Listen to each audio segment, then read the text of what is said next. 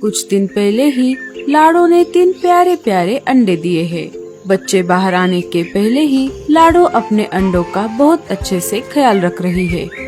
लाडो ने अपने आने वाले बच्चों के लिए अलग अलग 3 झूले भी बनवा लिए हैं। एक दिन लाडो के घोंसले के पास से एक शिकारी चील शिकार के तलाश में घूम रहा था। तभी उसे लाडो चिड़िया का घोंसला दिख जाता है। बहुत देर से मैं शिकार की तलाश में घूम रहा हूँ। चलो इस घोंसले के खिड़की से झांक कर देखता हूँ। चील लाडो के घोंसले के खिड़की से अंदर झांक कर देखता है। उसे अंदर 3 अंडे दिखाई देते हैं। अरे वाह, आज तो मजा ही आ गया। आज मैं इन 3 अंडों की दावत उड़ाऊंगा। लाडो अनाज लाने के लिए घर से बाहर गई थी। चील लाडो के घर का दरवाजा तोड़ने की बहुत कोशिश करता है, लेकिन लाडो ने अपना घोंसला बहुत पक्का बना लिया था। इस वजह से चील दरवाजे को तोड़ नहीं पाया। अरे ये दरवाजा तो बहुत ही पक्का है। कोई बात नहीं, अभी के लिए मैं चला जाता हूँ। कभी ना कभी तो इन अंडों की माँ घर पर होगी और जब वो बाहर आएगी तब मैं उसे दबोच लूंगा। पहले मैं इन अंडों की माँ को खाऊंगा और बाद में इन अंडों की आराम से दावत उड़ाऊंगा। चील भूखे पेट वहाँ से निकल जाता है।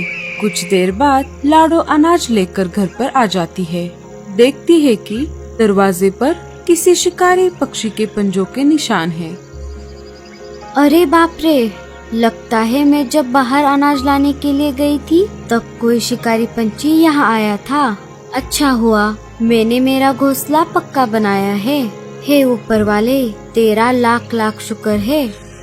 कुछ दिन गुजर जाते हैं। अंडों से 3 प्यारे प्यारे बच्चे बाहर आ जाते हैं। बच्चों ने अभी आंखें भी नहीं खोली थी। वो बहुत ही भूखे थे। मैं बाहर जाकर थोड़ा अनाज लेकर आती हूँ। चील घोंसले के बाहर ही उसका इंतजार कर रहा था।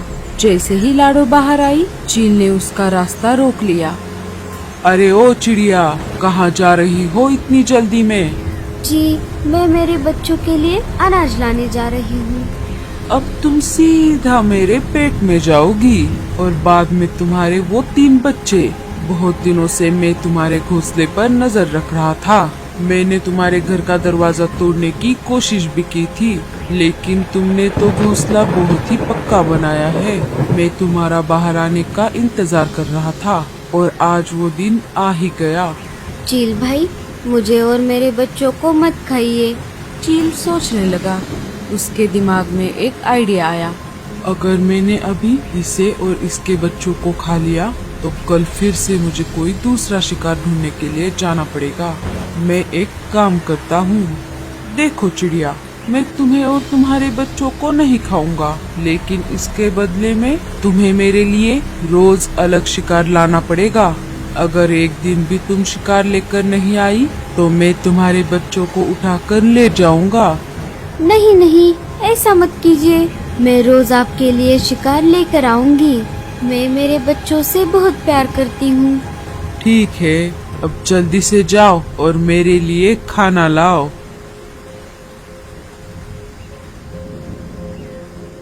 इधर कालू कौवा अपने घोंसले में आराम कर रहा था। तभी उसने खिड़की से देखा लाडो जल्दी जल्दी में उड़कर कहीं पर जा रही थी। उसे लगा लाडो अनाज लाने के लिए बाहर गई है। थोड़ी देर बाद कालू ने देखा लाडो अपने मुंह में एक मरा हुआ पक्षी लेकर वापस जा रही थी। अरे ये मैं क्या देख रहा हूँ? ये लाडो मरा हुआ पक्षी लेकर कहाँ जा रही है? दूसरे दिन उसी समय कालू को लाडो फिर से जाती हुई दिखाई देती है। इस बार लाडो एक मरे हुए खरगोश को लेकर जा रही थी। कालू सोच में पड़ गया। उसे कुछ समझ नहीं आ रहा था। तभी कालू ने लाडो का रास्ता रोक लिया। अरे लाडो, रुक जाओ। ये तुम क्या कर रही हो? मैं कल से तुम्हें देख रहा हूँ। तुम मरे हुए जानवर लेकर यहाँ से जा रही हो। आखिर बात क्या है? लाडो कालू को सारी बात बताती है। अरे बाप रे, ये तो बहुत बड़ी परेशानी है लाडो। लेकिन तुम ये सब कब तक करोगी? क्या करूँ कालू भैया, मुझे मेरे बच्चे बड़े होने तक ये करना पड़ेगा। अभी मैं चलती हूँ। वो चील मेरे घोंसले के ऊपर बैठा है। अगर मैं समय पर नहीं गई तो वो मेरे बच्चों को खा जाएगा। लाडो का अब ये रोज का काम हो गया था। चील लाडो के घर आ जाता, लाडो उसे शिकार लाकर देती और वो आराम से दावत उड़ाकर वहाँ से चला जाता। फिर एक दिन लाडो बहुत बीमार पड़ जाती है। उसे बहुत तेज बुखार हो गया था। अब मैं क्या करूं? कैसे बाहर जाऊं? अगर मैं शिकार लेकर नहीं आई तो अनर्थ हो जाएगा। बच्चे बहुत भूखे थे। माँ, ओ माँ, हमें बहुत भूख लगी है, कुछ खाने को दो ना। उठो ना माँ। बच्चों, आज मेरी तबीयत बहुत खराब है। मेरे सिर में बहुत दर्द कर रहा है। थोड़ी देर रुक जाओ, मैं थोड़ी देर में अनाज लाने के लिए जाती हूँ। तब तक तुम एक काम करो, मैंने इमरजेंसी के लिए थोड़ा अनाज इकट्ठा कर लिया था, वो वहाँ अलमारी में रखा हुआ है। तब तक तुम वो खा लो। इधर चील लाडो का इंतजार कर रहा था। अरे, ये चिड़िया आज क्यों नहीं आई? अभी तक तो उसे आ जाना चाहिए था। अब मुझसे भूख बर्दाश्त नहीं हो रही। मैं अब उसके बच्चों को नहीं छोड़ूंगा।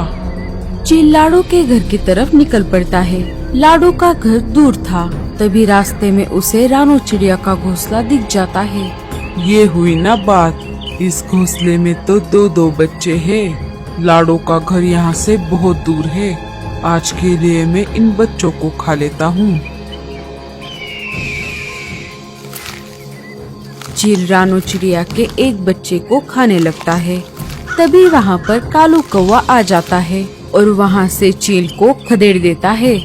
उन दोनों में हाथापाई हुई थी। चील ने कालू को एक पंजा भी मारा था। इस वजह से कालू कौवा घायल हो गया था। कालू की वजह से रानो चिड़िया के एक बच्चे की जान भी बच गई। कालू, मैं तुझे देख लूंगा। हाँ हाँ, देख लेना। अब यहाँ से जल्दी से फूट ले।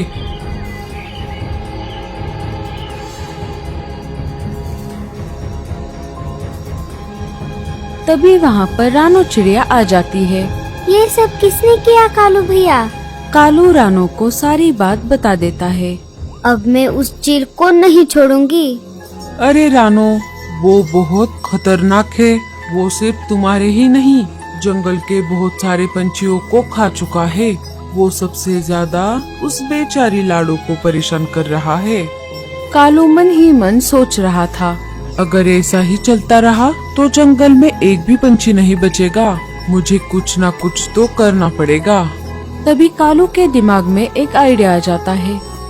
कालू और रानो लाडो के घर आ जाते हैं। लाडो की तबीयत अब ठीक हो गई थी। कालू लाडो को सारी बात बताता है। लाडो, तुम्हारी तबीयत ठीक ना होने की वजह से आज तुम उसके लिए खाना लेने नहीं जा सकी, इसीलिए शायद वो तुम्हारे पास आ रहा था।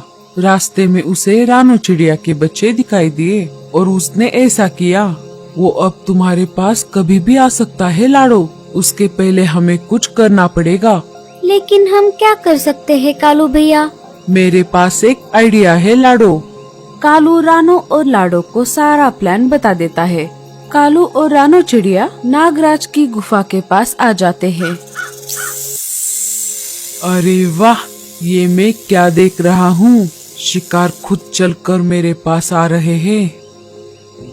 अरे नागराज जी, आपको अपने शिकार की पड़ी है या अपने दो बच्चों की? क्या ये तुम क्या बोल रहे हो? जो कहना है वो साफ साफ कहो। हमारे जंगल में एक खूंखार शिकारी चील आ गया है। वो एक एक करके जंगल के पक्षियों को खा रहा है। उसने अभी अभी इस बेचारी रानो चिड़िया के बच्चे को खाया है। हमने उसे बोलते हुए सुना, मैं पक्षियों के बच्चे खाकर बोर हो चुका हूँ। बहुत दिनों से मैंने सांप के बच्चे नहीं खाए। सुना है इस जंगल में नागराज का एक पिल्ला रहता है और उसके दो बेटे भी हैं। आज रात को मैं उनकी दावत उड़ाऊंगा। हम दोनों आपको सतर्क करने आए हैं।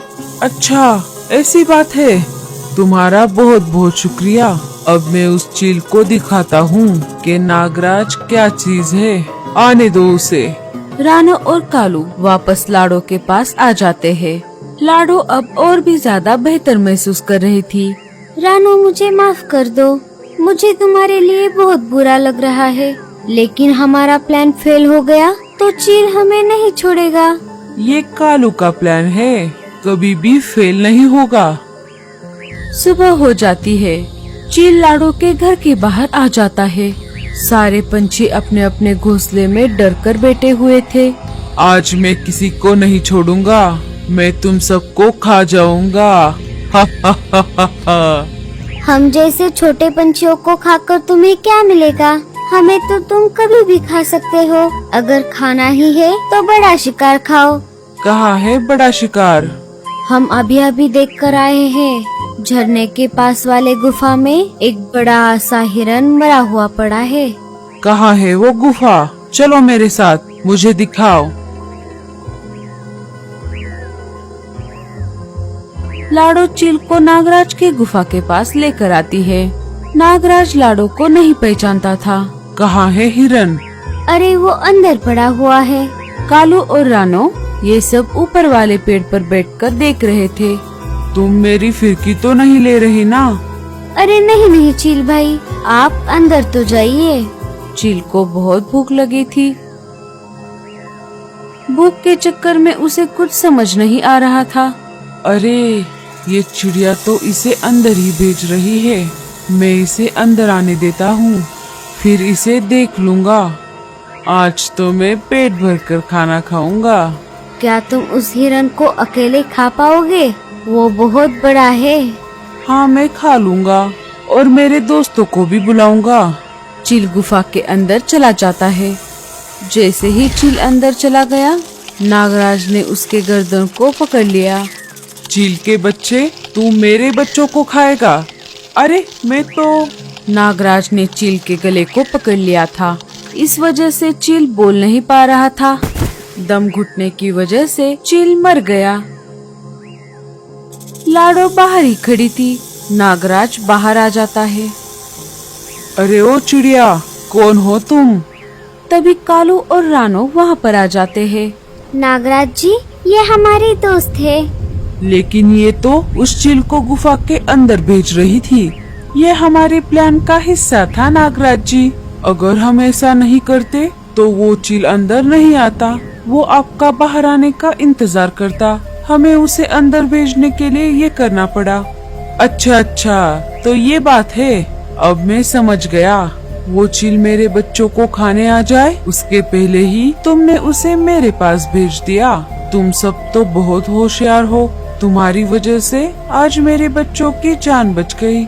मैं तुम सब पंछियों से वादा करता हूँ, मैं आज से इस जंगल के किसी भी पक्षियों के अंडों को नहीं खाऊंगा। आपका बहुत बहुत शुक्रिया नागराज जी। आपकी वजह से हम सबको उस चील से छुटकारा मिल गया।